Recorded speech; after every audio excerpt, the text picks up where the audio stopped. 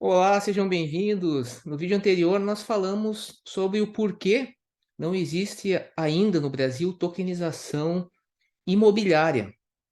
No vídeo de hoje, nós vamos começar a entender como é possível você, de fato, relacionar um ativo digital a um bem físico. É uma dúvida que muitas pessoas têm. Como que eu faço a vinculação entre algo que está ali na blockchain e algo que está fora da internet, como, por exemplo, um imóvel? É isso que nós vamos aprender neste vídeo. Vamos aprender muitas coisas, aliás. Bem, nós precisamos dividir esse processo de vinculação, ou eu costumo dividir esse processo de vinculação entre um bem físico, como um imóvel, e um ativo digital, em duas partes. Uma que eu chamo formal, mas que você pode entender como uma parte tecnológica, relativa à vinculação, e uma que eu chamo material, ou relativa ao conteúdo da vinculação, ao conteúdo jurídico que vai estar, por exemplo, na documentação que você relaciona ao ativo digital em caso de um imóvel, para não fugir aquela dicotomia básica dos advogados, formal e material. Mas o fato é que realmente funciona dessa forma. Hoje nós vamos falar sobre o aspecto formal da vinculação, ou aspecto tecnológico, e é muito interessante isso. Bem, aqui já antes eu vou detalhar esse processo, tá, de como que é feita essa vinculação entre o ativo físico e o ativo digital, mas antes eu preciso falar algo que é muito importante, que a única empresa hoje que tem essa tecnologia que eu vou descrever aqui é uma empresa chamada Data Accuracy. E o que que é legal para você que é desenvolvedor? A Data Accuracy ela vai colocar toda essa tecnologia que eu vou descrever agora no GitHub, vai ser software livre, certo? Isso para que nós, com o objetivo de contribuir para o desenvolvimento do processo de tokenização de bens reais, que ainda está muito engatinhando e é onde nós acreditamos que há mais potencial para a tecnologia. Então você vai ter oportunidade, tudo que eu vou falar aqui, você vai ter oportunidade de estudar no código lá no GitHub, certo? Perfeito. Então, dito isso, como que funciona essa questão como que eu consigo vincular um ativo físico a um ativo digital? Bem, primeira coisa é a escolha do token. Se você tem algum token imobiliário no padrão ERC20, esqueça. O seu imóvel não está, o imóvel que você adquiriu, esse token não está relacionado a qualquer direito imobiliário. Por quê? Porque o padrão ERC20, ele não possui, ele é apenas um número. Em síntese, ele é um número que pode ser transferido de forma direta ou indireta em uma rede como a Ethereum, por exemplo. Mas eu não tenho no smart contract, é criado um smart contract que especifica as funções para esse token, eu não tenho qualquer possibilidade de vincular este smart contract com conteúdos físicos, como documentos, por exemplo. Então, qual que é o primeiro passo? Qual que é o tipo de ativo digital que deve ser escolhido? Os NFTs. E aqui há uma série de padrões. O mais conhecido é o padrão ERC721. Por quê, primeiro, né? Por que NFTs? Porque os NFTs eles possuem algo que nós chamamos de metadados, que são geralmente as fotos que você verifica quando você compra, né? Os macaquinhos, etc. Muita gente não sabe, mas eu posso, ao invés de colocar fotos, eu posso colocar documentos, eu posso colocar vídeos, eu posso colocar uma série de materiais. Então, eu preciso de um ativo para fazer essa vinculação, principalmente com bens imóveis. Eu preciso de um ativo que seja capaz de estar relacionado com essas informações. E o único tipo de ativo que nós temos são os NFTs. Há, por exemplo, o padrão 1155, outros padrões que estão sendo desenvolvidos no mercado. Em princípio, você pode utilizar outros também. Claro que vai depender muito do tipo, da natureza efetiva do token, porque o processo de tokenização imobiliária ele pode há várias, inúmeras possibilidades. Nós estamos num contexto hoje que se fala muito, por exemplo, em economia circular, a substituição da propriedade pelo uso, e vamos ter um vídeo ainda falando sobre multipropriedade. Há muitas possibilidades no contexto de economia compartilhada, então você não pode, obviamente, restringir o conceito. Bem, definido isso, você pensa ali, então é suficiente eu ter um NFT cujo metadado está relacionado a documentos como um contrato de tokenização que deve estar averbado na matrícula? E, em princípio, já é um grande avanço né?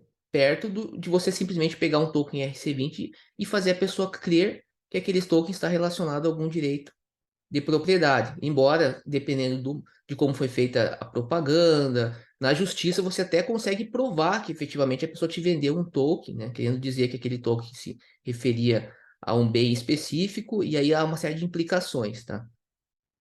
Mas quando você pensa na questão do NFT, em princípio, você já teria uma vinculação. O problema disso é que, mesmo que eu tenha um metadado, vamos aqui já deixando bem claro que nós estamos falando aqui da parte formal, eu não estou entrando ainda no conteúdo, por exemplo, do contrato de tokenização que será verbado na matrícula. Isso nós vamos falar no próximo vídeo, que é o aspecto material ou jurídico da vinculação.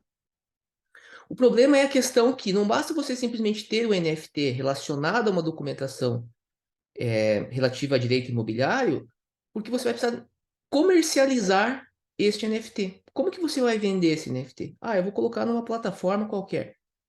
Bem, aí não faz qualquer sentido você falar em tokenização, porque o grande distintivo dos tokens ou dos criptoativos de forma geral é alterar o processo de negociação.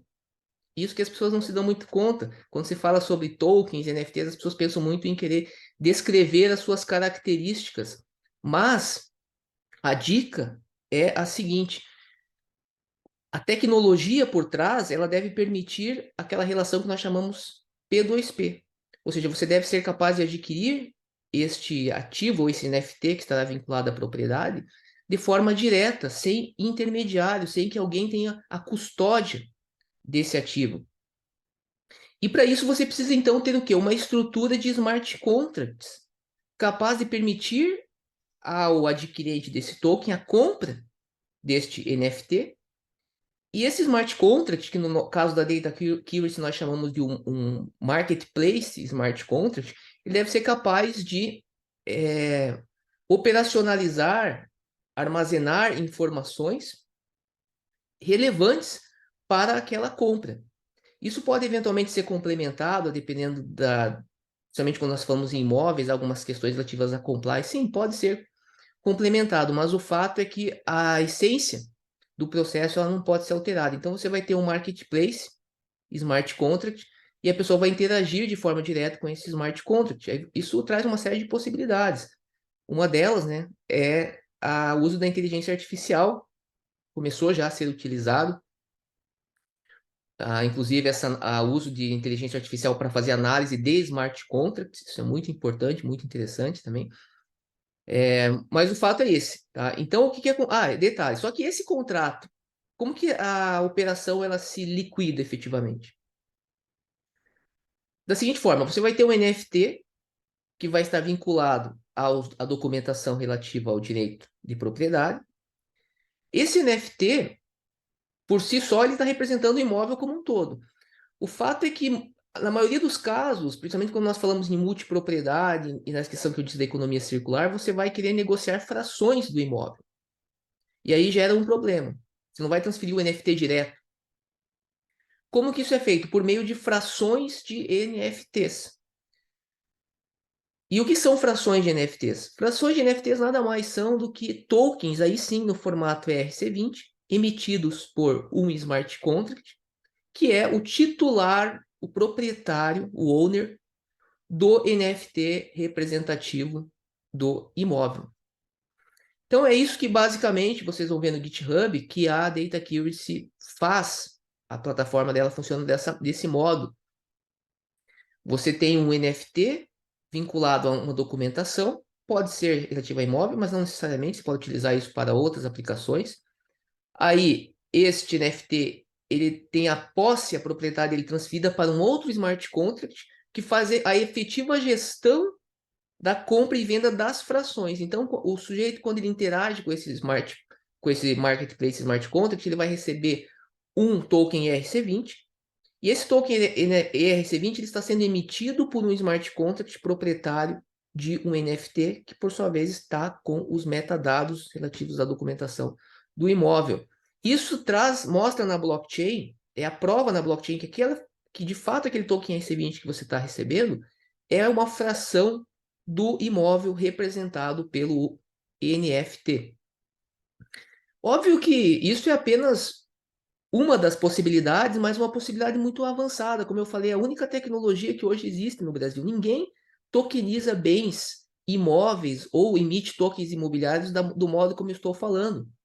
Geralmente, o que você tem, todas essas empresas de tokenização, elas nada mais fazem do que criar um token ERC20 e dizer que aquele token ERC20 está relacionado a direitos de propriedade. Mas não há esse vínculo formal que eu estou explicando, uma vez até que essa tecnologia ela levou tempo até ser desenvolvida e agora você vai ter acesso e eu espero que ela comece a ser utilizada, que os desenvolvedores possam inclusive alterar o código, criar melhorias, esse é o nosso objetivo, ao estar compartilhando essa tecnologia. Isso de modo a contribuir com o desenvolvimento do processo de tokenização de bens reais, porque hoje nós estamos vendo o mercado de criptoativos muito em descrédito, né, pelo mau uso da tecnologia por intermediários, como corretoras de criptoativos principalmente. E para que isso não aconteça, né, em relação também à tokenização de bens reais, é que nós vamos dar essa contribuição para a comunidade e disponibilizar esta forma, que é uma forma, até muitos, para alguns desenvolvedores mais avançados, pode parecer muito simples, mas ainda que não é utilizada.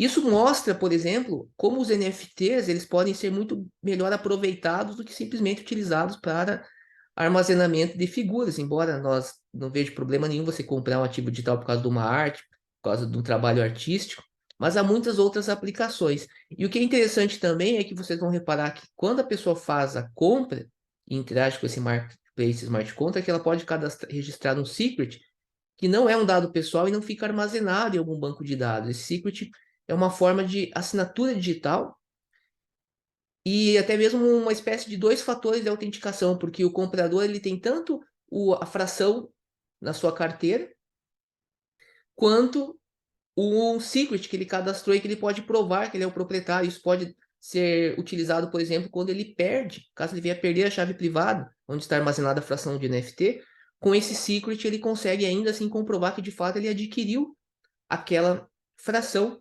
E isso tudo sem qualquer registro ou armazenamento de dados pessoais do usuário. Os dados eles são criptografados. E é por isso que nós falamos que essa solução ela resolve dois problemas, né? Ela é legal by design e privacy by design. Por que legal by design? Porque não existe custódia de recursos, ou seja, não entrego o meu dinheiro para um terceiro, minha criptomoeda para um terceiro. O processo ele é automatizado por smart contract, é comprada a fração vai para a carteira e o valor da criptomoeda que é enviado por smart contract pode inclusive ser distribuído, pode ser feita a dedução das comissões, caso tenha algum corretor, por exemplo, que falou dessa solução para um terceiro que vai ganhar uma comissão, algo do gênero. Ou seja, os smart contracts eles automatizam o processo, reduzindo efetivamente custos. Por isso que eu falo que não adianta você ter simplesmente um NFT, ainda que seja um NFT vinculado a uma documentação, se você não negocia esse NFT de modo descentralizado, como ocorre, por exemplo, no âmbito das finanças descentralizadas. Se você não constitui um sistema tecnológico totalmente regido por smart contracts. Hoje muitas pessoas falam, ah, tecnologia qualquer um faz, é simples. Não, não é o que nós estamos vendo. O que eu vejo até hoje são simplesmente tokens ERC20 sendo negociados, ou até mesmo NFTs, e por trás um sistema totalmente baseado em bancos de dados, como usando MongoDB, dentre outras estruturas totalmente centralizadas. Ou seja, não é simples a tecnologia, você não acha em qualquer lugar. Até você pode pensar, né, que sim, os protocolos de finanças descentralizadas, mas não é alguma coisa tão simples. Se fosse simples, todo mundo faria. E por que que ninguém faz? Né? Justamente porque falta ainda muito conhecimento nessa área. Certo? Então, eu acredito que vocês devem ter tido. Eu passei para vocês aqui todos os passos, tá? Como eu falei, o código vai estar todo no GitHub, então você vai poder analisar melhor e propor modificações. Essa solução eu já uso para contratação de serviços de assessoria jurídica. Então você já consegue contratar o escritório Lopes Orso Advogados de forma totalmente Web3, onde nós temos justamente um NFT que representa, que está vinculado ao metadado, que representa as informações no contrato de prestação de serviços e a base legal de toda a operação. E ele segue todo esse processo que eu acabei de descrever, ou seja, ele é ela é uma tecnologia descentralizada para bens reais que pode ser utilizada para negociação de qualquer tipo de bem, não apenas imóveis. E agora, para finalizar, quando nós falamos imóveis, qual que é a diferença? A diferença muito importante no âmbito do conteúdo da documentação. Então, no próximo vídeo, eu vou falar sobre as formas como você tem de elaborar esse contrato de tokenização, de modo que ele possa ser averbado na matrícula, dando de fato ao tokenista efetivos direitos de propriedade imobiliária. Certo? Espero que vocês tenham gostado. Qualquer dúvida, estamos às ordens. Grande abraço.